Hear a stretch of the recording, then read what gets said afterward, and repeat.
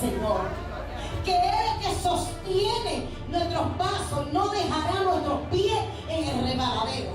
Por lo tanto, si yo voy caminando, aunque el precipicio esté de frente, yo sé quién fue que me sostuvo. Quiero ser Señor. Que Él que sostiene nuestros pasos no dejará nuestros pies en el resbaladero. Estar en familia, pero hoy bajo esta circunstancia, bueno, Dios permitió que viniésemos nosotros dos a este servicio. Bueno, sin añadir más, quiero invitarle a buscar en sus Biblias, en el libro de Efesios, capítulo 1, versículo 15. Vamos a leer versículos 15 y 16. Libro de Efesios, capítulo 1, versículos 15 y 16.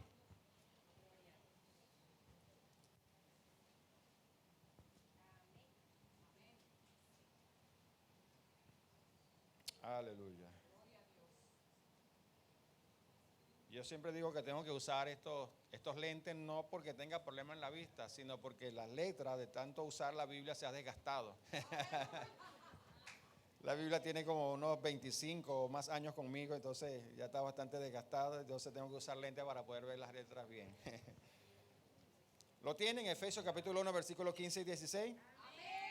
Leemos con la autoridad de nuestro Señor Jesucristo y dice la letra: por esta causa también yo, habiendo oído de vuestra fe en el Señor Jesús y de vuestro amor para con todos los santos, no ceso de dar gracias por vosotros, haciendo memoria de vosotros en mis oraciones. Padre, en el nombre de Jesús, gracias te damos. Gracias, Señor amado, porque nos permites estar aquí en esta mañana, alrededor de esta mesa, Señor amado, mi Dios. Yo me uno al clamor de este pueblo. Queremos oír voz de Dios y no de hombre. Queremos que tú hables, no lo que queremos escuchar, sino lo que necesitamos saber. Queremos, Señor amado, que ensanche nuestros depósitos espirituales, Señor, para poder retener tu palabra, para poder vivir tu palabra, Señor. Padre, en el nombre de Jesús, ahora mismo me levanto contra toda oposición a tu palabra. Todo espíritu de oposición queda anulado, reprendido, echado fuera, inoperante. Ahora mismo todo espíritu de irreverencia, todo espíritu de apatía a la palabra, te echo fuera en la autoridad de Jesús. Y ordeno a todo espíritu de enfermedad, toda dolencia, todo malestar, todo estrés, todo cansancio, ahora mismo te largas fuera.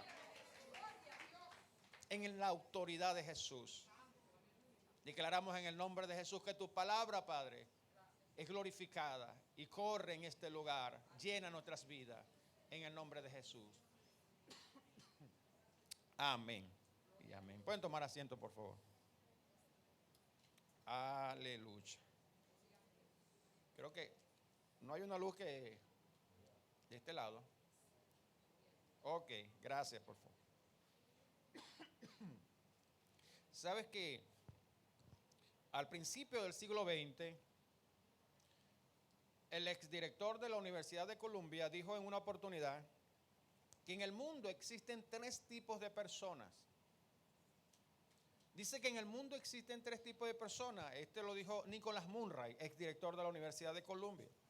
Él dice que el primer grupo de personas que existe en el mundo son las personas que no saben absolutamente nada de las cosas que ocurren, cómo ocurren, por qué ocurren. No saben nada, solo existen en el mundo. Nicholas Munray también dijo que existe un segundo grupo de personas, que son las personas que saben qué cosas están sucediendo, qué cosas están ocurriendo, qué cosas se están moviendo.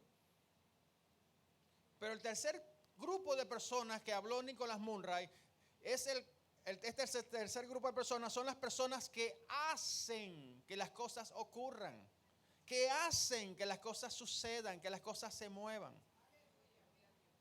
Y esta verdad dicha por Nicholas Munray también es una verdad a nivel espiritual. También es una verdad a nivel de la iglesia. Hay cristianos que solo saben que van para el cielo. Y eso es bueno, por lo menos saber eso. Somos creyentes, aceptamos a Cristo, vamos para el cielo, pero hasta allí no saben nada más. No saben las cosas que están sucediendo, no saben lo que ocurre en el mundo, no saben por qué están ocurriendo, no saben las cosas que se están moviendo en el mundo. Pero hay otros cristianos que sí saben qué cosas están sucediendo, cosas están ocurriendo. Pero hay un tercer tipo de creyente, que son los que Dios está usando en este tiempo para que las cosas ocurran, para que las cosas sucedan.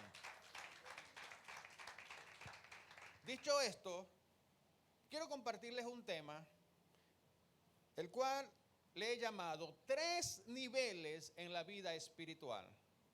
3 niveles en la vida espiritual. Oigan bien, no estoy diciendo los 3 niveles, porque si dijera los 3 niveles, estaría diciendo que eso es todo lo que hay en la vida espiritual. Mas estoy diciendo 3 niveles porque hay muchos más que estos 3. Vamos a imaginarnos la vida espiritual como un gran rascacielos.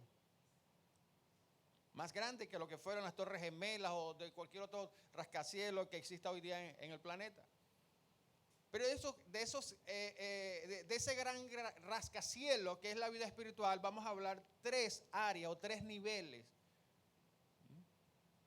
de este gran rascacielos que es la vida espiritual.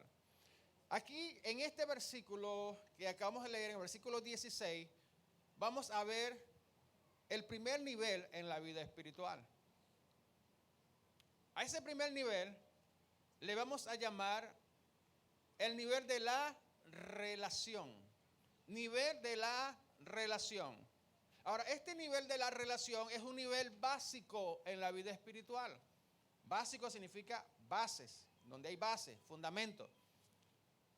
Y si siguiéramos usando la metáfora del edificio, podríamos decir que este es el nivel del sótano. El sótano, digamos, cuando uno va a un mall, a un centro comercial, y va al estacionamiento, al sótano en el estacionamiento, ¿verdad que ese lugar no es muy bonito? ¿Verdad que uno llega a ese lugar y lo que quiere es bajarse y subir rápido a los niveles de arriba, donde están las cosas bonitas? ¿Ah? Pero que ese nivel de abajo no es muy bonito, solamente sirve para estacionarse y buscar salir rápido de allí. Que uno nunca va a esa área, se baja de vehículo y comienza a pasear por el estacionamiento. Qué lindo, qué bonito este sótano. ¿Verdad que uno no hace eso? ¿Y por qué le digo esto? Porque este primer nivel no nos gusta mucho. Es un nivel que nos confronta. Es un nivel que, wow, nos pone en nuestro lugar. Pero si no entramos a ese nivel primero, no podremos pasar a los próximos niveles. Este nivel de la relación, vamos a ver 2 tipos de relaciones. Una relación vertical y una relación horizontal. Y lo dice, y estas 2 relaciones las vemos aquí en el versículo 16. Pablo, que se encontraba preso en Roma, le escribe a los hermanos de Éfeso. Y les dice, por esta causa, o sea, habla en el contexto de lo que dice anteriormente, dice, por esta causa también yo, habiendo oído de vuestra fe en el Señor Jesús. Ahí vamos a ver esta palabra fe, vamos a ver el primer nivel la primera relación, que es la vertical. Fe. ¿Sabe que la palabra fe no siempre significa lo mismo? La palabra fe significa diversas cosas dependiendo del contexto donde aparezca. Si leemos, por ejemplo, en Hebreos 11:1, es pues la fe, la certeza de lo que se espera, la convicción de lo que no se ve. Allí nos está hablando, digamos, de una fe para accionar lo sobrenatural. Una fe que es la fe que normalmente entendemos como fe. Cuando nosotros hablamos de fe y leemos en la Biblia fe, siempre pensamos que se está hablando de este tipo de fe, pero no siempre es así. Hace muchos años atrás, cuando yo estaba de lleno en el estudio del griego del Nuevo Testamento, yo le hice una traducción que se conoce como textual libre a este versículo, y la traducción que yo le hice dice, la fe no es otra cosa que tener lo esperado por adelantado. Es tener en las manos los títulos de propiedad de las cosas que aún no vemos, desde la base hasta el último elemento. Esto lo comparto cuando hablo de la metamorfosis de la fe, hablo acerca de esto con más profundidad. ¿Qué es lo que nos dice sobre esta fe? que cuando Dios te entrega algo, cuando Dios te dice que algo es tuyo, por ejemplo, lo que hace la fe, ¿sabes? Es entregarte los títulos de propiedad de eso que Dios te ha dicho que te pertenece. Te entrega, porque y ese es el problema cuando Dios nos habla y no creemos lo que Él nos está diciendo. Entonces no tenemos el título de propiedad de aquello, y aunque Dios nos dijo que nos pertenece, nunca lo recibimos. ¿Por qué? Porque no lo creímos. Ahora, esa es la fe que nosotros siempre entendemos como fe, pero no siempre la fe, la palabra fe significa eso. Si usted lo lee en Gálatas capítulo 1, versículos 23 o 24, dice, Pablo decía de él, que ustedes en otro tiempo escucharon de mí que la fe que una vez perseguía, ahora la estoy predicando. Ahora, Pablo no está hablando que él perseguía a los que predicaban sobre milagros, sobre sanidades. No, Pablo perseguía la doctrina cristiana. Entonces, aquí la palabra fe significa doctrina. Igualmente que en Judas 1:3, que contendamos ardientemente por la fe, por la doctrina. Pero no es la fe que aquí nosotros estamos leyendo en el versículo 16. Si usted lo lee en Romanos 8, capítulo 10, versículos 7, 8 y 9, dice, cerca de ti está la palabra, en tu boca, en tu corazón. Esta es la palabra de fe que predicamos, que si creyeres en tu corazón y confesares con tu boca que Jesús es el Señor, serás salvo. Allí esa palabra fe es una fe de salvación. Pero si leemos esta misma palabra fe en los versículos, por ejemplo, en el capítulo 5 de Gálatas, versículos 22 y 23, nos habla del fruto del Espíritu, más el fruto del Espíritu es amor, gozo, paz, paciencia, benignidad, bondad, fe, mansedumbre, templanza. Allí la palabra fe no es una fe de milagros, no es una fe de doctrina, no es una fe de salvación. Allí la palabra fe es una palabra fe de relación. De hecho, las versiones modernas dicen fidelidad. Se traduce como fidelidad. La palabra fe allí es fidelidad, tiene que ver con mi relación con Dios. Es lo mismo que el escudo de la fe, un escudo de relación. Dependiendo de tu relación con Dios, ese es el escudo que tendrás para detener las flechas que manda el enemigo, la flecha encendida. Ahora, cuando Pablo dice, yo he oído acerca de su relación con Dios, que usted tiene una buena relación con Dios. Ahora, esta palabra relación tiene que ver con mi intimidad con Dios, tiene que ver con mi búsqueda de Dios. Pero vamos a usar otra palabra que nos lleva a esta palabra relación, que es la palabra adoración. ¿Cuántos adoradores hay aquí en esta mañana? Aleluya. Adoración. ¿Qué es la adoración? La palabra adoración viene del griego proskuneo. Pros es una preposición en griego que indica ir delante de alguien y acompañada del verbo de pros y el verbo kuneo, que significa besar, pero más específicamente besar los pies. Que la palabra proskuneo literalmente significa presentarse delante de alguien, postrarse para besarle los pies. Es una postración. Por eso las antiguas versiones no usaban la palabra adoración, sino la palabra postración. O sea, la adoración no es otra cosa que una postración. La adoración, entonces podemos entender que no significa en primer lugar cantar. Esa es una forma como expresamos la adoración, pero la adoración en primer lugar no tiene nada que ver con cantar. La adoración tiene que ver con vivir. La adoración es un estilo de vida.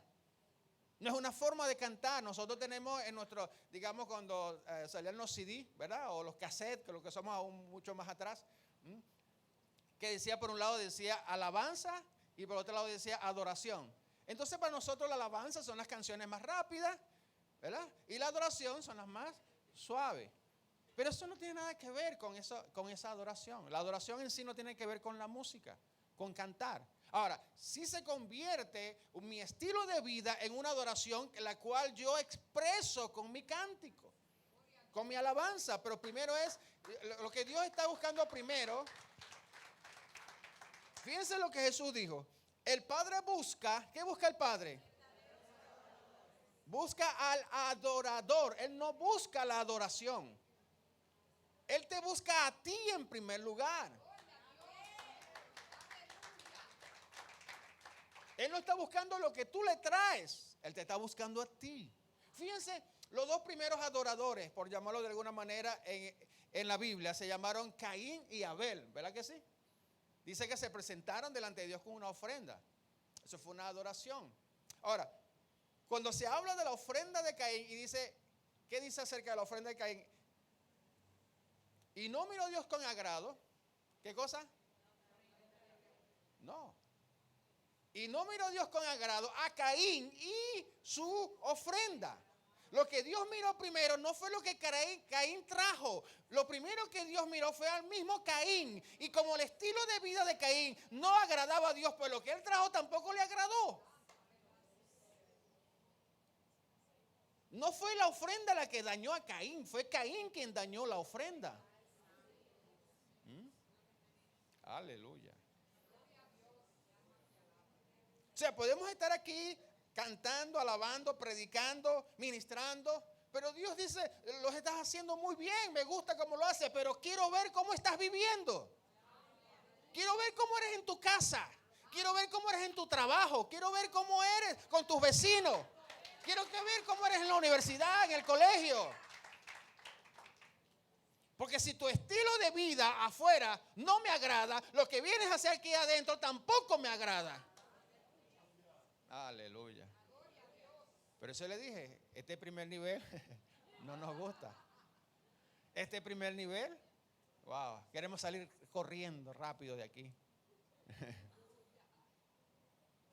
Entonces la pregunta es, ¿cómo está tu relación con Dios? ¿Cómo está tu estilo de adoración? O sea, tu estilo de vida. Porque la adoración es un estilo de vida. ¿Cómo está tu estilo de vida? ¿Eres el mismo aquí en la iglesia como lo eres en tu casa? ¿Eres el mismo, verdad? Aquí en la iglesia como lo eres en la calle, con tus amigos que no son cristianos o amigas? ¿Eres la misma persona en el trabajo? ¿O allá en el trabajo eres un cristiano de la secreta?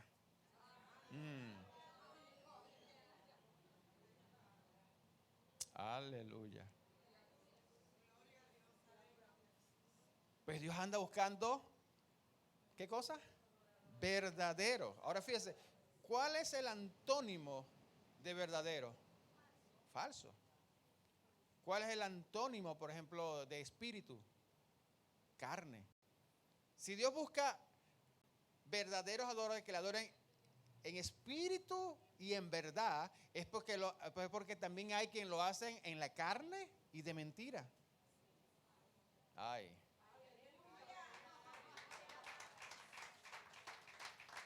¿Quiénes son los que lo hacen en la carne y mentira? Los que aquí tienen una cara, pero en la calle.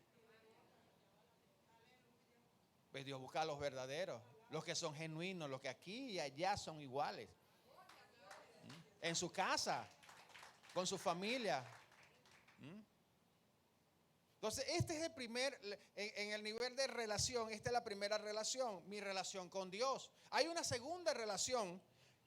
La primera es habiendo oído de vuestra fe y la segunda es y de vuestro amor para con todos los santos. La primera es una relación vertical, mi relación con Dios, y la segunda es una relación horizontal, mi relación con mi prójimo, con mi hermano, y habla del amor. Habiendo oído de vuestro amor para con todos los santos, amar. Cuando buscamos la definición de amor en la Biblia, la mejor es la que aparece en 1 Corintios capítulo 13. Cuando nos habla del amor.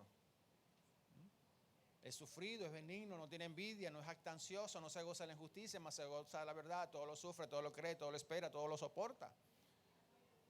Ahora, el amor no son emociones. El amor no tiene que ver con los sentimientos. Ahora, no quiere decir que el amor no se sienta, que usted no se sienta, que no sienta. Pero que el amor bíblico no es el mismo que el amor de las novelas. No es el mismo amor de las canciones que usted escucha en la radio. El mundo habla mucho de amor, pero es un amor pasional, de las pasiones. Pero cuando Dios nos manda a amar, no le habla a nuestra alma, pues nosotros somos muy almáticos. El alma no está en el asiento de las emociones, los sentimientos. El amor tiene que ver con decisiones, determinaciones. Por ejemplo, cuando se nos manda a amar a nuestros enemigos emocionalmente, ¿eso sale con facilidad? No. Es algo que se tiene que decidir. Y por eso cuando a los esposos se nos dice, ama a tu esposa. Hay dos cosas que se nos mandan en el matrimonio que ninguno de los dos nos gusta. El hombre no es un hombre, el hombre es más pasional que de amor. Pero sin embargo no se le dice a la mujer, mujer, ama a tu marido. No, sujétate. No les gusta sujetarse. Al hombre no le gusta amar realmente como dice la Biblia. Y por eso el fracaso de los matrimonios, porque quieren mantener el matrimonio bajo sentimientos. Yo me caso porque siento algo muy bello por ella. Ya me voy a divorciar porque ya yo no siento nada. Pues Dios no nos manda a sentir, Dios nos manda a hacer. El amor tiene que ver con las decisiones. Ahora, amar a tu prójimo, amar a tu hermano es una decisión. Es que no me cae bien, pero Dios no te está diciendo, ámalo si te cae bien. Es que no lo soporto.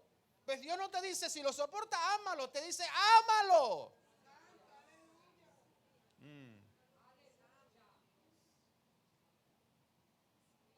Ámalo. Ahora fíjense. Cuando nosotros leemos en ese capítulo 13 de Corintios, versículo 1, fíjense cómo se nos habla de esto. Nos dice, si yo hablase en lenguas humanas y angélicas y no tengo amor, ¿qué pasa? El problema con las definiciones o cuando nosotros interpretamos algo, normalmente usted escucha decir, somos la Biblia dice, somos como metal que resuena y címbalo que retiñe, ¿verdad? Y nosotros decimos en nuestra interpretación normalmente, usted lo puede leer en algunos comentarios, comentaristas bíblicos, dice sonidos inciertos. Esos sonidos inciertos tienen que ver con hacer bulla, con no tener un sonido claro, definido. Pero va más allá de eso. Cuando yo soy profesor de teología y en el área de la interpretación bíblica, la exégesis, que es mi especialidad, uno tiene que, cuando interpreta el texto, tiene que ver qué entendían la gente que recibieron originalmente este pasaje. ¿Qué entendían la gente de Corinto cuando recibieron esto? Cuando Pablo dice, es como metal que resuena y címbalo que retiñe, ¿qué significa eso? Pues tenía que ver con la obra de teatro de los griegos. Los griegos eran muy teatreros. Para ellos todo consistía en teatro. Y personificaban a dioses, y personificaban, tantas cosas, todo lo que era la mitología griega. Y el actor principal, fíjense que la palabra actor en griego es la palabra hipócrita. Eso es lo que significa literalmente la palabra hipócrita, un actor de teatro, un actor. Por eso cuando Jesús dijo, cuando ustedes hagan algo, no sean como los hipócritas, o sea, como los actores que hacen las cosas porque quieren ser vistos, quieren ser aplaudidos, quieren ser... El actor principal, personificando por ejemplo a un dios, estaba la gente en el teatro. Este actor a veces usaban máscaras y a veces para efectos de sonido también utilizaban como una especie de jarrón, algo que era elaborado precisamente para cuando ellos hablaban o gritaban para que sonara, como no habían efectos de sonidos como hoy día, se ponían ese jarrón en la boca y decían, yo soy fulano. Y entonces así la gente estaba, y los platillos, o sea, los címbalos, que eran como los platillos de la batería, eran golpeados como si sonaran como rayos y centellas. Ese era el metal que resonaba y el címbalo que retenía. ¿Pero qué tenía que ver con esto? Solo una obra de teatro. ¿Qué está diciendo la Biblia? Que cuando yo puedo tener lenguas, puedo tener dones, puedo tener ministerios, pero no tengo la base principal que es el amor, solo soy un actor. Solo actúo con lo que he recibido, pero no soy genuino. De hecho, cuando el actor terminaba su obra, Y era muy buena lo que hacía. La gente se ponía de pies y gritaba en griego, sincero, sincero. O sea, quítate la máscara, quiero ver quién eres.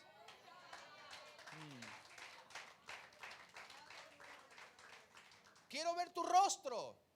Y esto tiene que ver con lo que Jesús dijo en una oportunidad. En aquel día muchos vendrán y me dirán, Señor, en tu nombre no profetizamos, en tu nombre no hablamos en lengua, en tu nombre no echamos fuera demonios. Pero Jesús le dirá, pero yo a ustedes no los conozco. Siempre cargaron una máscara.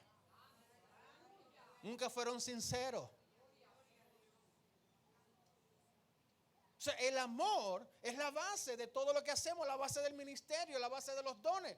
Porque, óigame, nosotros a veces llegamos a pensar, me hubiese gustado vivir en los tiempos de Pablo y estar en la iglesia de Corintios, que habían tantos dones. Óigame, pero esa iglesia tenía muchos dones, pero al mismo tiempo era la iglesia más inmadura que había en su tiempo, la más carnal. Pablo le dijo, yo no le puedo hablar a ustedes como espirituales, sino como carnales, como a niños espirituales. Les tengo que dar lechita espiritual porque ustedes no son capaces de recibir una palabra sólida, las viandas. O sea, los dones no nos dan espiritualidad, los dones no nos hacen ser espirituales. Porque los dones solo son herramientas de trabajo. Eso es lo que es un don, una herramienta de trabajo. Pero eso no nos da espiritualidad, no nos hace ser más santos, no nos hace ser mejores cristianos. Lo que sí nos da espiritualidad es el fruto del Espíritu Santo, porque ya eso no es un regalo que se nos da, es un trabajo que hay que hacer interno dentro de nosotros. Y por eso el amor es el primer fruto del Espíritu en nosotros. Las 9 manifestaciones del fruto del Espíritu que vemos allí no es otra cosa que el carácter de Cristo siendo formado en el creyente. Por eso le dije, este nivel no nos gusta. Este nivel nos confronta, pero es el nivel de las bases. Una de las cosas, ¿sabe cuál es el fruto del amor? Uno de los frutos del amor se llama perdonar.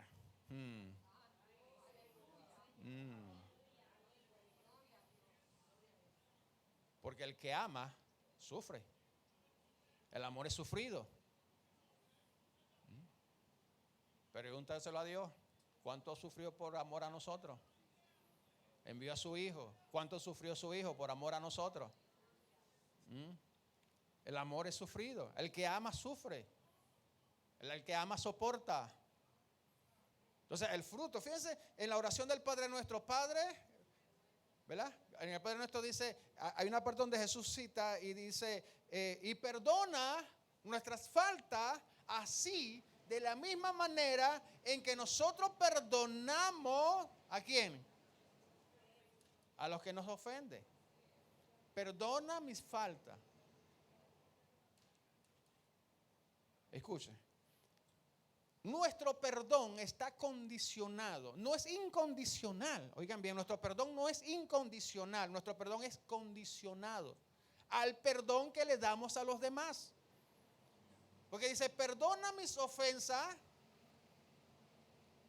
Perdona mis ofensas. Voy a esperar que cierren esa puerta para que ustedes vean para acá. Y perdona mis ofensas, escuche bien, de la misma manera en que yo perdono al que me ofende. Pero si a mí me ofende alguien y yo le digo, yo te perdono, pero te la tengo anotadita.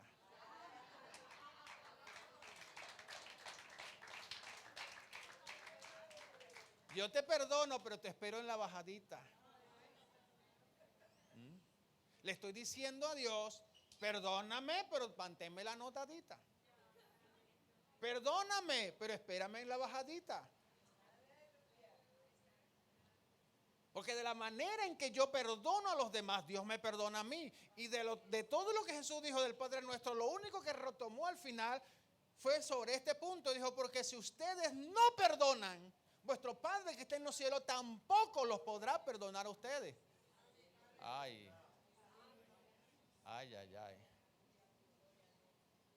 Porque si yo no perdono, no puedo esperar perdón. ¿Por qué? Porque dice, da de gracia lo que de gracia has recibido. El perdón es un acto de gracia. Dios mostró su gracia para con nosotros, que aún siendo pecadores, Cristo murió por nosotros. Él nos perdona. ¿Cuántos merecían ser perdonados acá? Dios los perdonó porque usted merecía ser perdonado. Porque si Dios no lo fuera perdonado a usted, Dios fuera injusto. ¿A cuánto Dios los perdonó? ¿Por qué? Si no se metía en problemas. Pues a ninguno. Todos fuimos perdonados aunque no lo merecíamos. Gracias, un favor no merecido. Y cuando yo digo, yo no perdono a fulano porque no se lo merece, Dios me dice, ok, ahí entonces fluye la gracia. La gracia es favor no merecido. Lo vas a perdonar aunque no lo merezca, porque así fuiste perdonado tú.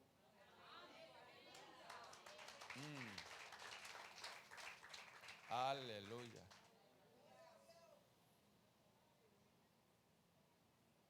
Perdonar no es fácil.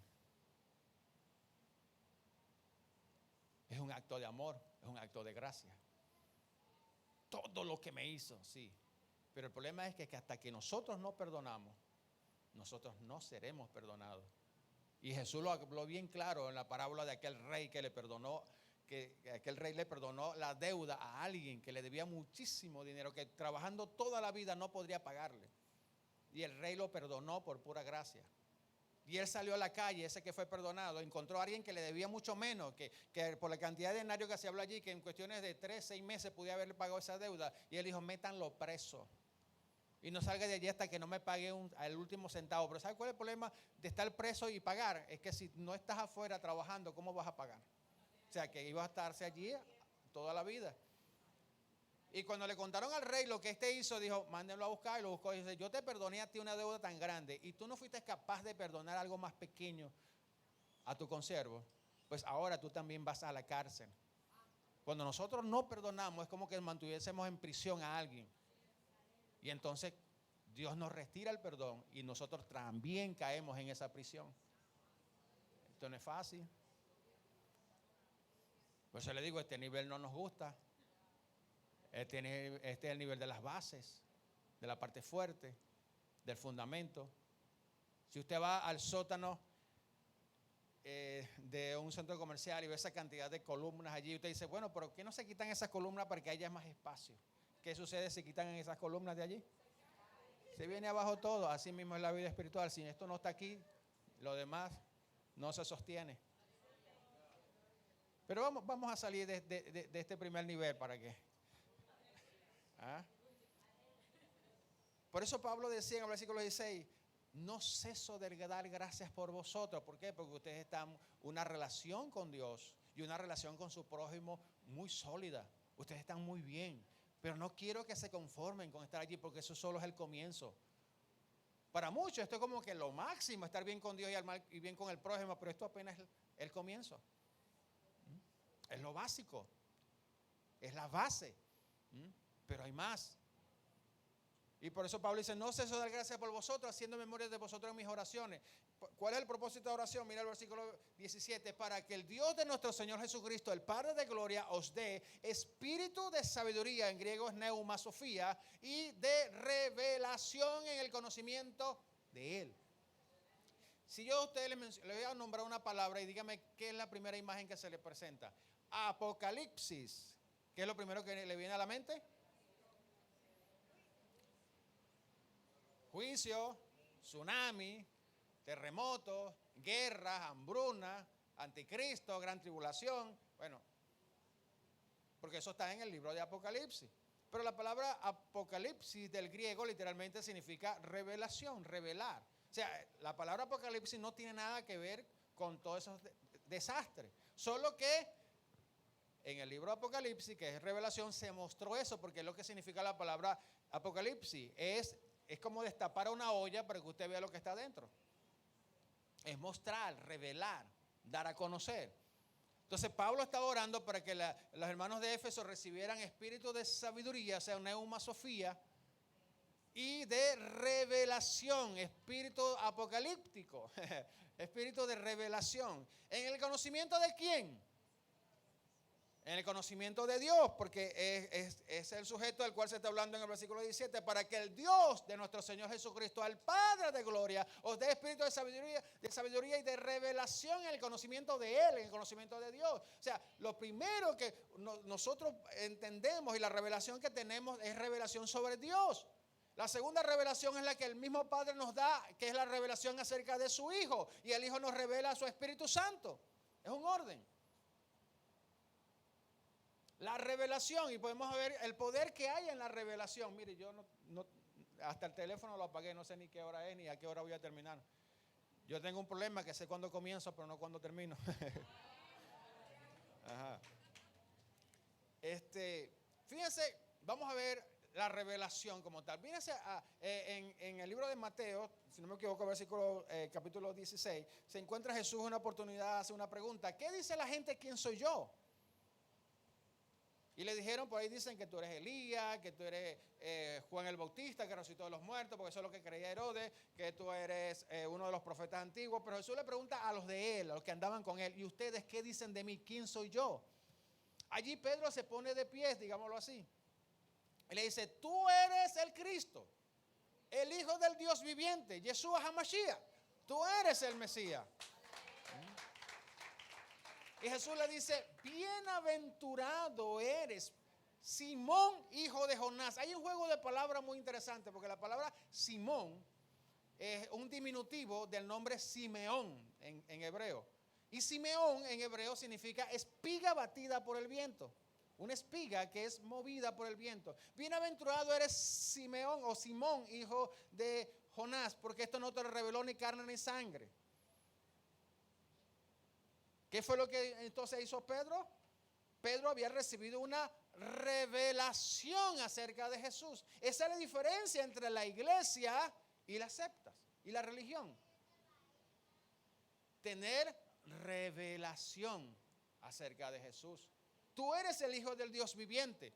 Pero la revelación, con una vez que a Pedro se le reveló quién era Jesús realmente, entonces la revelación le llevó a Pedro a entender dónde estaba él parado.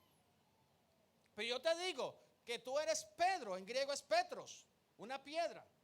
Pero sobre esta roca, que en griego es Petra, la roca es una roca de fundamento, pero las rocas que se conocen como Petra, que era donde será la base para construir, se hacían de muchas, o sea, fíjense este juego de palabras, estaba Petra, que es la roca, pero esta Petra se componían de pequeñas petros, o sea, piedras, pero eran labradas, cortadas, eran bloques, que uno dice pequeño, pero algunas pesaban hasta 2.000, 3.000 toneladas. Y ellas se unían una con otra como si fuera un rompecabezas, y todas ellas unidas ya era una petra, una roca. Tú eres Petro, pero tú eres parte ¿de qué? De una roca.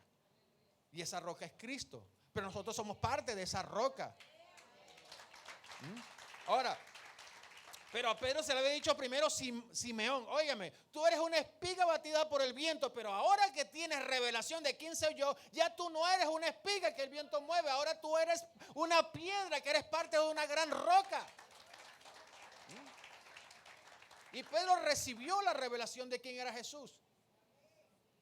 Entonces, el Padre se nos revela con el propósito de revelarnos a su Hijo, porque es en Cristo donde nosotros nos posicionamos.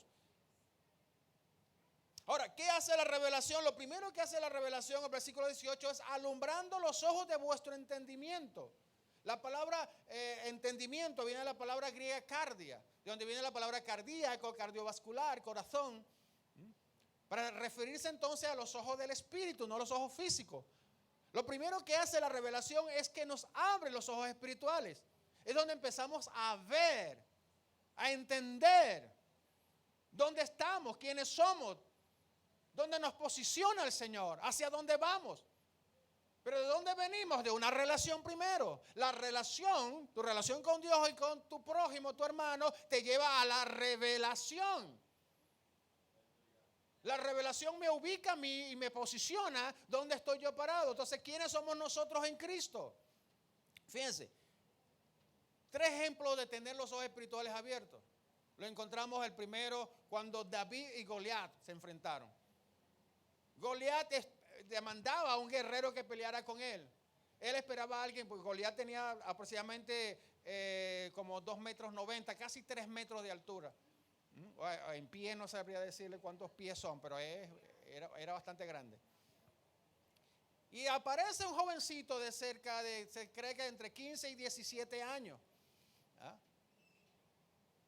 Pero allí hay un juego de palabras entre ellos dos que hay que entenderlo muy bien. Fíjense lo que dice Goliat. Goliat primero quería pelear con alguien, pero cuando se presenta este niño dice que lo menospreció y lo tuvo en poco. Pero Goliat atacó enseguida a David. No, Goliat dijo algo que si nosotros no lo entendemos, en nuestros tiempos se nos escapa algo importante allí, que Goliat dice que le maldijo por sus dioses. Eso es lo equivalente a nuestro tiempo, ¿ah? A hacer un trabajo de brujería contra alguien para debilitarlo. Ahora, ¿por qué Goliat tuvo que invocar a estos demonios del mundo espiritual para que atacaran a David si era un niño aparentemente indefenso? Si era un niño que no era un rival para él. Pero Goliat sabía que había algo en ese niño muy diferente. Que no era un simple niño que estaba allí parado, no era un adolescente, no era un jovencito. Simplemente, ¿por qué? Porque el que estaba parado allí era el rey legítimo de Israel. Porque él había sido ungido como Samuel, como el rey de Israel, porque ya Dios había desechado a Saúl. Saúl era un rey ilegal, pero el que se enfrentó a Goliat fue el representante legítimo de Dios y para su nación Israel. Había sobre él una unción de rey.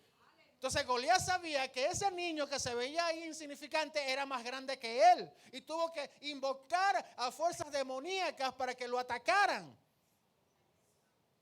Pero cuando David se sintió atacado en el mundo espiritual, le dijo a Goliat: tú vienes contra mí con espada y jabalina, mas yo vengo contra ti en el nombre de Jehová de los ejércitos.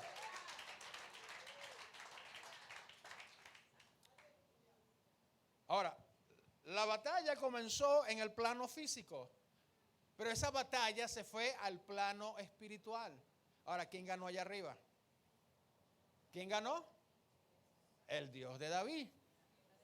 Entonces, que cuando David agarró la piedra y se la pegó a Goliat, ya Goliat tenía rato derrotado. Ya Goliat estaba derrotado. El otro ejemplo de tener los ojos espirituales abiertos es el caso que nosotros vemos cuando Moisés sale con Israel, o sea, los judíos de Egipto van por el camino y se presenta Amalek para hacerle guerra. Ellos todavía no habían tenido ni su primera batalla. Y Moisés le dice a Josué: Josué, toma hombres para la guerra y vete a enfrentar a Amalek, mientras que yo voy con la vara de Dios a la montaña. Véalo desde el mundo, desde lo plano, desde lo material, desde lo humano, de lo estratégico, de la estrategia humana, la estrategia humana. ¿Qué sentido tiene que un anciano se vaya con un palo en la mano y se suba en una montaña para poder darle la victoria al pueblo? Ninguna. Pero el problema no era físico, el problema, Moisés sabía que lo que estaban moviendo a Amalek eran las huestes espirituales de maldad. Y él sabía que la vara que él tenía era la autoridad de Dios en él. Y cuando Moisés subió a esa montaña y mantenía la mano en alto, la vara en alto, ¿qué pasaba? Israel ganaba. Pero cuando se cansaba y bajaba la mano, Israel perdía. Y entonces estaban, ganaban, perdían, ganaban, perdían. Pero hasta que entonces le tomaron, lo sentaron en una piedra, ¿verdad? Y Ur y Aarón lo levantaron la mano y le mantuvieron la mano en alto, fue que ellos ganaron en el mundo espiritual. Y cuando se gana en el mundo espiritual, se gana también en el mundo físico. La pregunta es: ¿dónde estás peleando tus batallas? ¿Dónde estás peleando tus batallas? Por eso la importancia de la revelación. Nos hace ver las cosas como son. Y el otro ejemplo lo tenemos en Eliseo, cuando el rey de Siria, cada vez que hacía un plan para matar al rey de Israel, el rey se escapaba porque Eliseo le decía: ten cuidado, no te vayas por allí porque te tienen una emboscada, no te vayas por allá, no pases por acá, no pasas a esa hora, pasas más tarde, pasas más temprano. Y entonces un día el rey de Siria se cansó y dijo: entre nosotros hay un traidor, porque todo lo que yo planeo contra el rey lo descubre. Confiesa el traidor. ¿Quién es el traidor acá? Le dijeron: no, mi señor rey, es que en Israel hay un profeta llamado Eliseo, Y todo lo que tú digas en tu recámara más secreta, él ya lo sabe. Entonces el rey dijo, búsquenlo, vivo o muerto, lo quiero. ¿Ah? Y un día, muy de temprano, se levanta el siervo de Eliseo y sale, tal vez con sueño todavía, sale de la casita donde está, y cuando se ve hacia afuera, ve que el ejército sirio, todo el ejército sirio estaba rodeando esa casa. Ese muchacho se mete corriendo y dice, mi señor, estamos rodeados, nos van a matar, los sirios están aquí. Eliseo dice, tal vez lavándose todavía la cara, tranquilo, son más los que están con nosotros que los que están con ellos. Este muchacho tal vez se asomó nuevamente y se mete corriendo, Señor, pero de los soldados de Israel no hay ni uno. ¿Sabe lo que hace Eliseo? Le pone la mano en la cabeza a este siervo y le dice, Señor, ábrele los ojos a este siervo. Él estaba ciego físicamente. ¿Estaba ciego físicamente? Pues no, estaba ciego espiritualmente. Él veía bien físicamente, pero espiritualmente no veía. Y cuando se abrieron sus ojos espirituales, él salió nuevamente y comenzó a ver cómo estaban los ángeles con espadas de fuego, con carros de fuego alrededor de ese ejército. Y entró gritando, emocionado, porque ahora sí estaba viendo que eran más los que estaban a favor de ellos. ¿Dónde estás peleando tu batalla? ¿Contra quién estás peleando? En Efesios capítulo 6, versículo 12, hay un tema que yo predico mucho sobre esto, que es sobre la armadura de Dios. Pero quiero citarle solamente este versículo. Nos habla sobre los principados, potestades, gobernadores y huestes espirituales de maldad. Nos dice cómo está estructurado el mundo espiritual de maldad. A nosotros nos gusta jugar a la guerra espiritual. Vamos a hacer guerra, vamos a hacer guerra. Y parecemos los niños que cuando éramos niños que jugábamos con pistolitas de madera, ¡pau, pau, pau! Y empezamos a... El diablo no está jugando a la guerra. El diablo está tirando a matar. Y ahí nos dice cómo está estructurado el mundo espiritual de maldad, los principados, las potestades y los gobernadores. Es una estructura de mando, una estructura de gobierno. Y las huestes espirituales de maldad. Porque no tengo tiempo de citar todo esto, pero solamente le voy a hablar de las huestes. Por ejemplo, las huestes, la palabra hueste. Fíjense cómo se componía el ejército romano, porque Pablo lo toma de allí. Se compone primero de la centuria. Una centuria eran 100 hombres. 10 centurias eran 1000 hombres. Ahora, en este caso, 6 centurias hacen una cuadrilla, o sea, 600 hombres hacen una cuadrilla. Y 10 cuadrillas hacían una legión, que son 6000 hombres.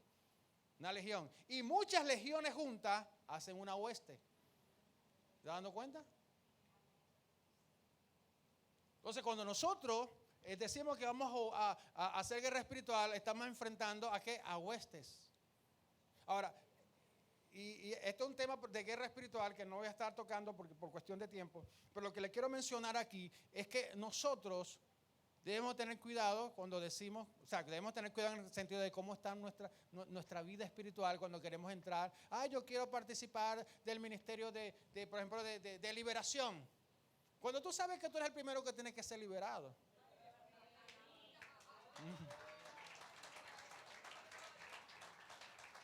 Porque los grupos más atacados, oigan bien, y esto no es para asustar, los grupos más atacados son los grupos de intercesión, de oración y los de adoración. Son los grupos más atacados por el enemigo. ¿Por qué? Porque cuando nosotros estamos intercediendo y orando, estamos atacando un territorio. Y ese territorio tiene un gobernador que Jesús le llamó el hombre fuerte. Es un gobernador. Cosmocrátor es la palabra griega, un dominador de territorio. El cual una potestad que es exousia, la palabra griega, que legalmente estableció un diseño en ese lugar, el cual un principado lo creó, porque el principado es un diseñador. Un principado no es otra cosa que un diseñador que diseñó, un diseñador. Y eso un gobernador lo tiene establecido. Entonces estamos orando por una zona y ese gobernador está resguardando ese lugar. Y cuando se siente atacado vamos a orar por esta situación, vamos a orar por aquello, Y a veces nosotros levantamos un pequeño grupo de oración para orar por esto, pero nunca hay que levantar un pequeño grupo, siempre hay que levantar mínimo 2 grupos, uno que ore por el problema y otro que esté en la retaguardia orando por lo que están orando por eso. Porque eso es la estrategia. Porque dejamos solo a esta gente que están orando y a los pocos días, ¿qué pasó con ellos? Unos se enfermaron, otros tuvieron problemas, otros dejaron de congregarse. ¿Qué pasó? Ahí lo que existe es la retaliación, contraataque del enemigo. Ahora, ¿qué pasa con el ministerio de alabanza y adoración? ¿Por qué son también tan atacados? Porque cuando Luzbel fue creado, él fue creado como cuando usted ve en Ezequiel capítulo 28, dice los primores de tus tamboriles y flautas que fueron creados para ti. Cuando se está hablando de la creación de Luzbel, allí la idea del hebreo es que dentro de Luzbel se creó instrumentos musicales. Luzbel era una caja de música, él produce música. Y por eso que cuando Luzbel se rebeló y se convirtió en el diablo, el arma que él más tiene para dañar, para romper, para destruir, se llama la música. Por eso que es lo que él más usa para corromper y dañar. Satanás usa la música porque dentro de él produce música. Pero cuando el ministerio de alabanza y adoración que viven una vida de adoración realmente y luego están cantando, en él ocurre un problema, en Satanás. Porque esos instrumentos fueron creados para la adoración a Dios, aunque él se rebeló. Pero los dones son irrevocables, esos instrumentos están allí. Cuando hay una verdadera adoración, él tiene esos instrumentos que hay dentro de él comienzan a vibrar, comienzan a querer producir música porque fue creado para eso. Entonces él tiene 2 problemas. Uno, o se postra a adorar contigo o tiene que huir.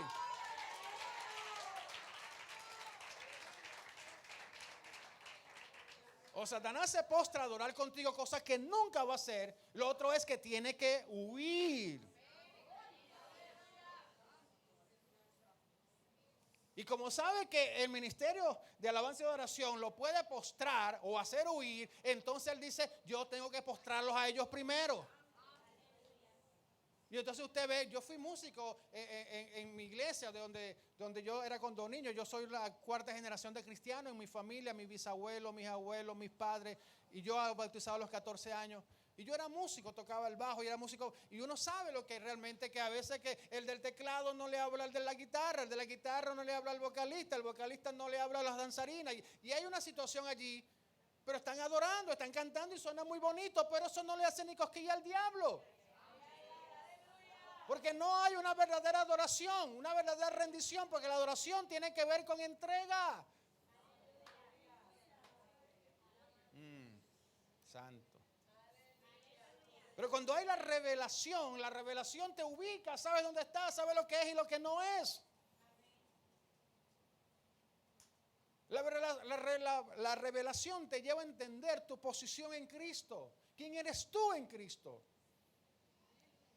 ¿Quién eres tú?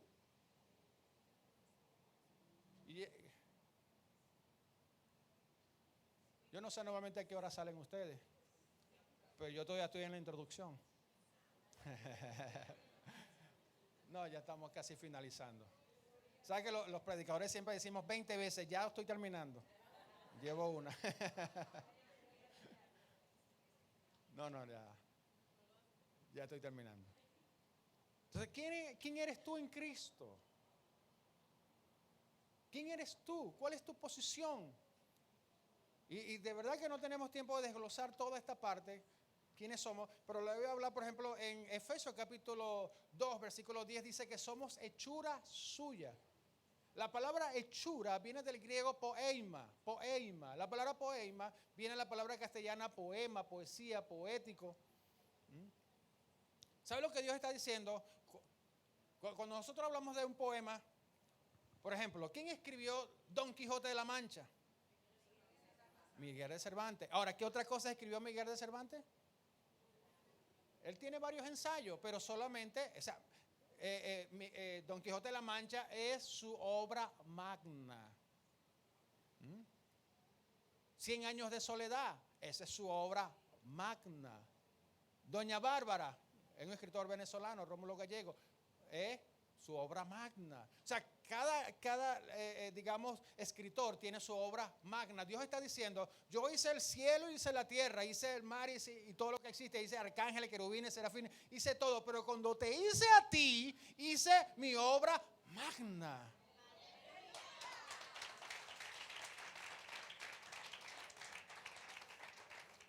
Porque de toda la creación de Dios, de todo lo que Él hizo, lo único y a quienes Él hizo que tienen su imagen y su semejanza somos nosotros. Los ángeles y querubines y serafines que se rebelaron juntamente con Luzbel, que están en el segundo cielo. Jesús atravesó el segundo cielo, pasó por un lado de ellos y les dijo, yo no vengo por ustedes, yo voy por ellos, mi obra magna.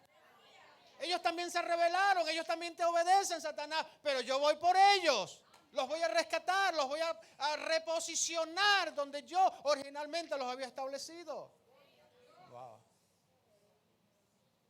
¿Quién eres tú? Tú eres lo más bello que Dios tiene. Así que cuando te levantes en la mañana y tu espejo no te diga eso, bótalo porque es mentiroso. Si tu espejo no te dice que tú eres lo más bello que Dios tiene, bótalo. Ese espejo es mentiroso. ¿Quién eres tú en Cristo? Tú eres un hijo, una hija de Dios.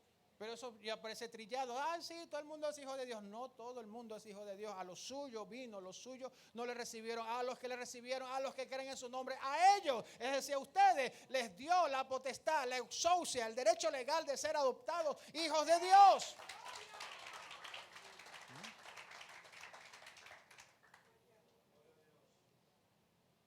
Si una persona adinerada tiene un hijo heredero, pero él decide adoptar a un hijo, a otro niño, ese niño no tiene su ADN, pero por ley tiene todos los derechos, privilegios y deberes que tiene el otro hijo. Y si este, que es su hijo por genética, es heredero, ahora el otro hijo se convierte en coheredero, va a heredar también juntamente con el otro. O sea, cuando Dios te adoptó a ti, te puso en la misma posición que Cristo. Eres un heredero, eres un coheredero, perteneces a un reino de sacerdote. ¿Quién eres en Cristo? Pasa que el diablo nos ha metido en la cabeza de que no somos nada, no servimos para nada, eres un fracasado, una fracasada. Y la peor cosa es que nos lo dijo a través de personas en quien confiábamos, como una madre, un padre, un hermano, alguien cercano. No sirves para nada, eres igual que tu abuelo, eres igual que fulano, no vas a lograr nunca nada. Y eso nos fue marcando en nuestra mente. Y llegamos a grande. Es verdad lo que mi mamá siempre me decía, que yo no iba a llegar a nada. Es verdad lo que siempre me decía mi papá. Es verdad lo que siempre me decía mi hermano. Yo hasta dudo que soy de esta familia, porque ellos siempre me decían, no, a ti te recogieron del basurero. A veces se dice esas cosas jugando, pero no sabe cuánto marcan en la mente de un niño. No saben cuánto marcan en la vida, porque un niño, todo lo que le dicen para ellos es verdad. Y si tú le dices que no sirve para nada, él se lo cree. Y me lo está diciendo mi mamá.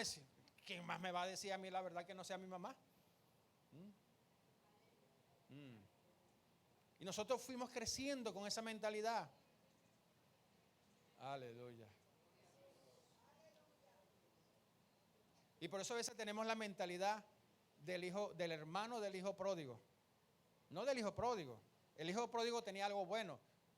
Él sabía quién era en la familia. Él le dijo, papá, dame mi herencia. O sea, yo pertenezco a esta familia, dame mi herencia. Dame lo mío. Ahora, el problema de él es que es un mal administrador. Lo botó todo, se volvió loco. Pero ¿sabe cuál es el problema del hermano del hijo pródigo? Que cuando el hijo pródigo regresó, buscando trabajo, ni siquiera que lo aceptara nuevamente, el papá dijo, mira, la única vacante que hay aquí es la que tú mismo dejaste, la de hijo. Y lo colocó nuevamente en su lugar y mandó a matar el becerro más gordo. Pero cuando llegó el hermano del hijo pródigo, le dijo, papá, ¿cómo es posible? Yo nunca te pedí la herencia, yo nunca gasté nada. Yo siempre he estado aquí como un obrero trabajándote y tú a mí no me has dado ni siquiera un corderito para comérmelo con mis amigos. Y el papá le respondió, hijo, todo lo que yo tengo te pertenece, es tuyo. Si tú no has tomado ese corderito y te lo has comido con tus amigos porque tú has trabajado y has vivido aquí como un obrero más, no tienes mentalidad de hijo, tienes mentalidad de obrero, de siervo. La revelación, precisamente, cuando tenemos revelación empezamos a ver la mentalidad que hemos tenido y que tenemos que cambiar. Y por eso, y para no abundar más en este punto, que queda muchísimo para abundar, pero si nosotros nos vamos al tercer nivel de la vida espiritual, fíjense en el versículo 22-23 de este mismo capítulo 1, y sometió todas las cosas bajo sus pies y lo dio por sobre todas las cosas a la iglesia, la cual es su cuerpo, la plenitud de aquel que todo lo llena en todo. El primer nivel de la vida espiritual, que es el nivel básico, es un nivel de relación. El segundo nivel es un nivel de revelación. El tercer nivel es un nivel de restauración. Y de ese tenemos una serie de compartimentos, porque está la restauración, está la restitución y está la conquista.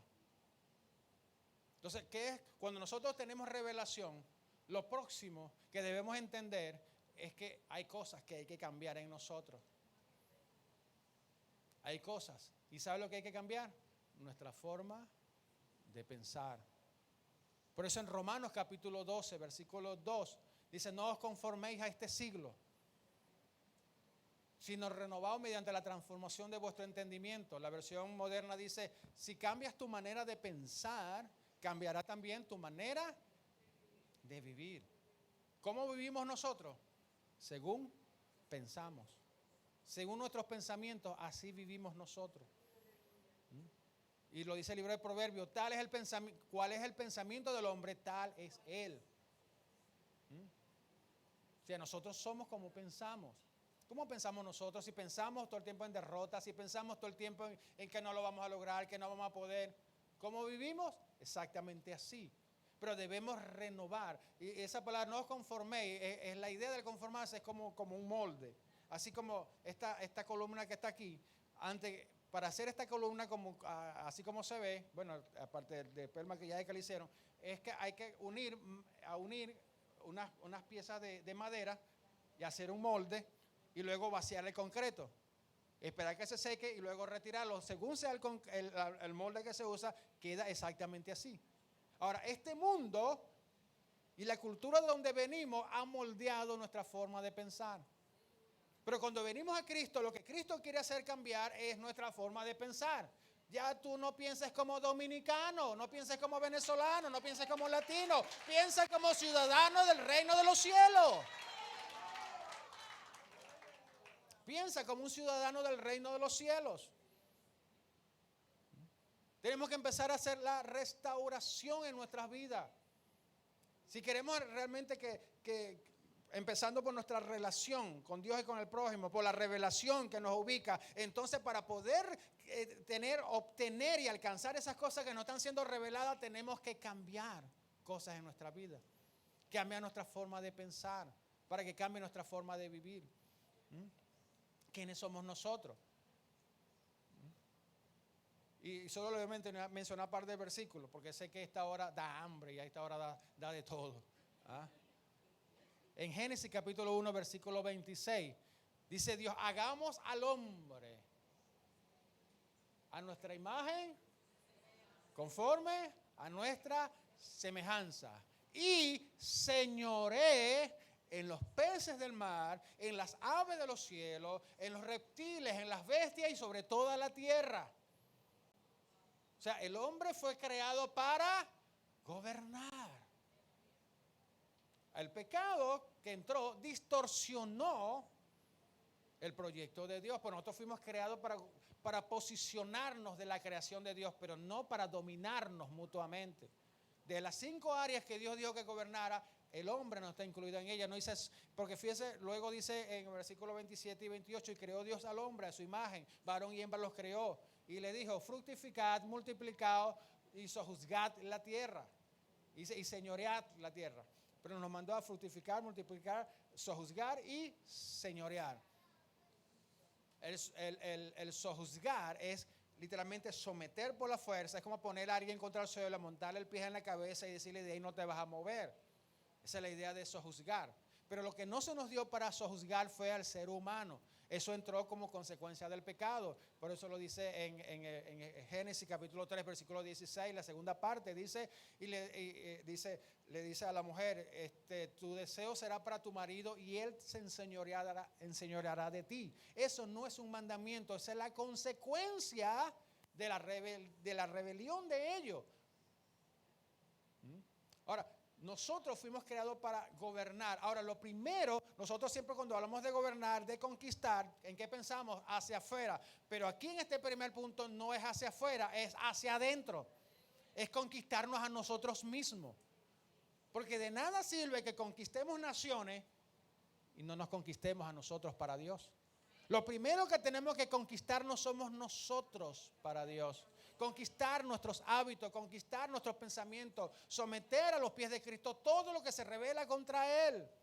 La conquista comienza adentro, para que luego sea efectiva hacia afuera. Porque si nosotros estamos conquistando allá, pero aquí no hemos sido conquistados, tenemos una puerta abierta para el enemigo para que nos destruya.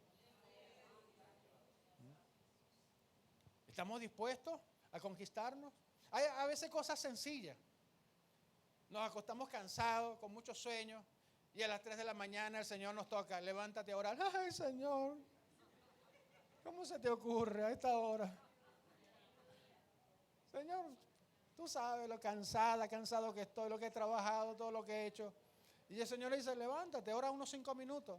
Señor, yo me voy a parar a las 9 y voy a orar una hora entera. Pues a Dios no le interesa tu hora entera. Dios quiere sus 5 minutos que está pidiendo en ese momento.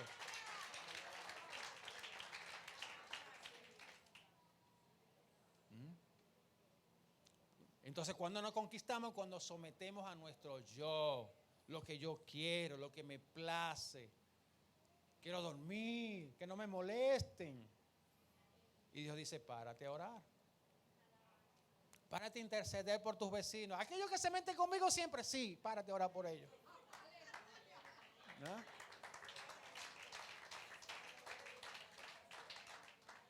Párate a orar por tu jefe. Aquel que me hace la vida de cuadrito. Sí.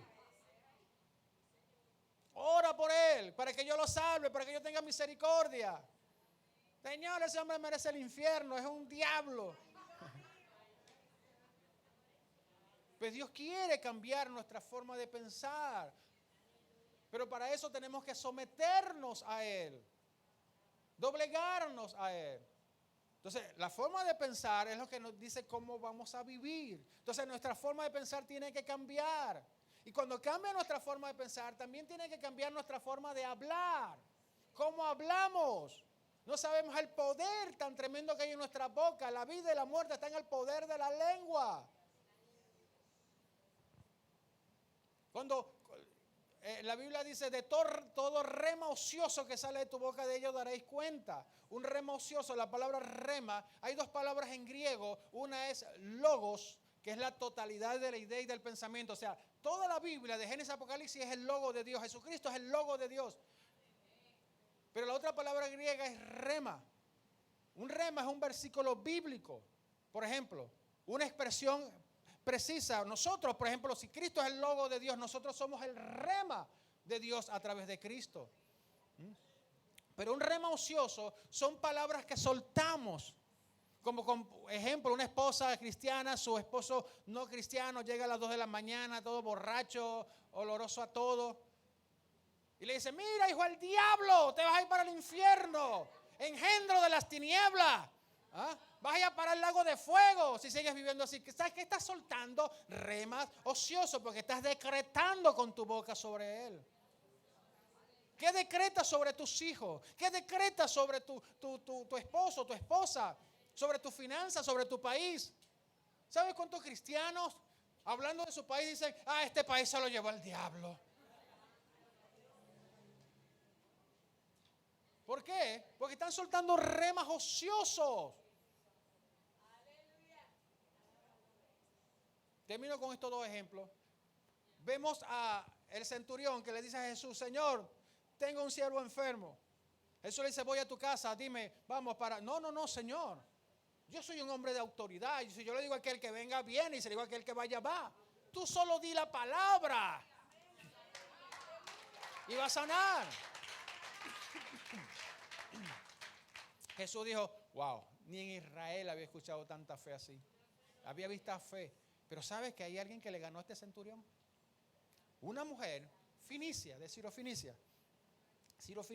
Esa mujer le dice, Señor, hijo de David, mi hija. Y Jesús ni cuidado le puso. Porque ella invocaba a Jesús como hijo de David. Ella era gentil. Jesús no tenía nada que ver con ella como hijo de David. Eso solamente era para los judíos. Pero cuando ella dijo, Señor, Jesús es el Señor de todo. Y recuerden que estamos hablando antes de la muerte de Cristo. Y ella le dice, Señor, mi hija. Y Jesús le dijo, mira, no es lícito darle a los perrillos de lo que es de los hijos. Wow, cualquiera se descarría, ¿verdad? Bueno, no solo no sana a mi hija, sino que me llama perra, me llama perrilla. Pero ¿sabe? Jesús le estaba soltando un salvavidas a ella. Él no había muerto todavía por los gentiles, por todos. Él no había muerto, él le está soltando un salvavidas. Y ella, ¿sabe lo que dice? Toma ese salvavidas. Y dice, Señor, está bien, pero aún los perrillos comen las migajas que caen de la mesa de sus amos.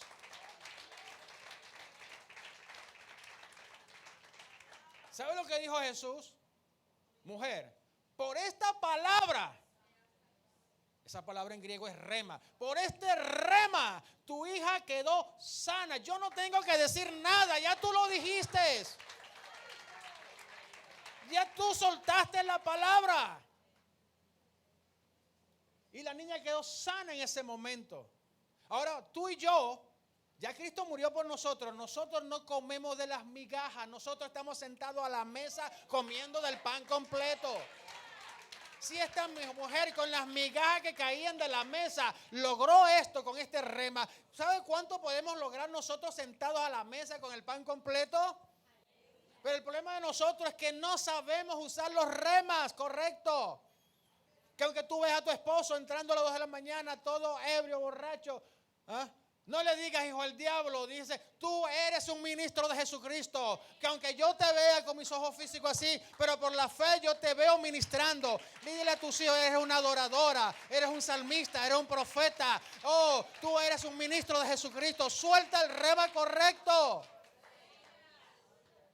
Porque cuando nuestra mentalidad cambia, también va a cambiar nuestra forma de hablar. Estás enfermo, te duele algo. ¿Cuánto se levanta en la mañana? Ay, este dolor me está llevando al cementerio. Este dolor me está matando. No moriré, sino que viviré para contar las maravillas del Señor. Suelta los códigos, los remas correctos. No le sigas el juego al diablo. El diablo viene y te dice, tú no vales nada, no sirves para nada. Entiende el lenguaje del diablo. El diablo es mentiroso y padre de mentira. ¿Pero qué es una mentira? Es lo opuesto a la verdad. Para tú escuchar realmente lo que dice el diablo, cuando el diablo te dice, tú no vales nada, pon a sonar ese disco al revés y escúchalo como está diciendo realmente. A la final, él está confesando lo que Dios dice de ti. Tú vales demasiado. Más cuando el diablo te diga tú no vales nada, tú tienes que responderle, mira Satanás, el único aquí que no vale nada eres tú, porque por mí se pagó un alto precio, yo valgo demasiado. Tú eres todo lo que Dios dice que eres. Tú tienes todo lo que Dios dice que tienes. Tú vas a hacer todo lo que Dios dice que vas a hacer. Porque Él lo ha decretado. Tú solamente aprópiate de esa palabra. Cambia tu mentalidad. Cambia tu forma de hablar. Y cambiará tu forma de vivir. 3 niveles en la vida espiritual. 3 niveles. Nivel de relación. Nivel de revelación. Y nivel de restauración. Óigame, solo estamos tocando los 3 primeros niveles. Hay todo un rascacielos para arriba. Y solo nos metimos en algunas habitaciones. Cada nivel tiene muchas habitaciones. y solo logramos abrir una que otra puerta. ¿Ah? Nosotros, nuestro ministerio, tenemos una visión que se llama Visión Gedeón. Son 3 escuelas: escuela de discipulado, escuela de liderazgo y escuela de ministerio. A futuro próximo abriremos una 4ª escuela, que es escuela de negocio, porque la visión es integral. Dios nos ha llamado a lo integral, a lo completo. Dios te ha llamado a que tú seas formado, seas equipado, y que luego tú ayudes también para formar a otro, a equipar a otro. Mucha gente sabe por qué no crece. ¿Sabe por qué mucha gente se estanca? Porque nunca procuran ayudar a nadie. Da y se te os dará. De lo poco que tú has recibido, y no estoy hablando de dinero, de comida, hablando de lo que Dios te ha dado espiritualmente, y de lo otro también, no hay que dejar de hacer una cosa y la otra. De lo que tú has recibido, comparte lo que tienes. Comparte lo que tienes. De eso que Dios te ha revelado, de eso que Dios te ha dado, que has aprendido. Busca a alguien que no conozca a Cristo y compártele, háblale. Gánatelo para el Señor. Y tú verás que cuando tú ayudas a otro a crecer, pues Dios te llevará a nuevos niveles. Pónganse de pies, por favor. Aleluya. No sé ni qué hora es, pero lo que yo sí sé es que Dios tiene un plan con ustedes. Dios tiene un propósito con ustedes. Dios tiene un diseño. Dios tiene proyectos. Hay diseños y hay... El Señor, que es el que sostiene nuestros pasos, no dejará nuestros pies en el resbaladero. Por lo tanto,